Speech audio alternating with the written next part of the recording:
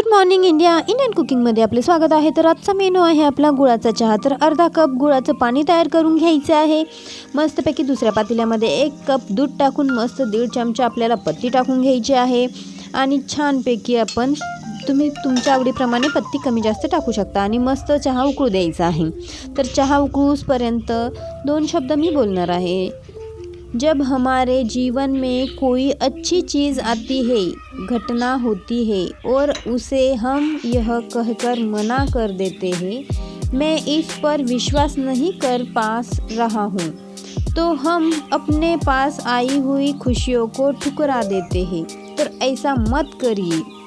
असं करत नका जाऊ. आणि छानपैकी आपला चहा उकळलेला आहे. आणि आता मी गॅस थोडा कमी केला आणि थोडं हलवून घेतलेला आहे. आणि गॅस बंद करून मी चहा गाळून घेत आहे. आणि मस्त आता आपल्याला चहा गाळणीतून गाळून घ्यायचा आहे.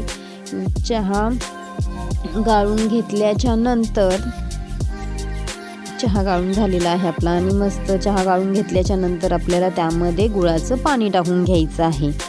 आणि गुळाचं पाणी टाकल्यानंतर आपल्याला ते चमच्याने हलवून घ्यायचं आहे. आणि आपला चहा तयार आहे. आणि मी तुमच्याशी 2 शब्द जे बोललेली आहे, तर ते जर तुम्हाला आवडलं असेल तर तुम्ही ते नक्की कमेंटमध्ये सांगा. आणि आपला गुळाचा चहा तयार झालेला आहे. हॉटेलपेक्षाही सुंदर आणि छान आणि चविष्ट झालेला आहे.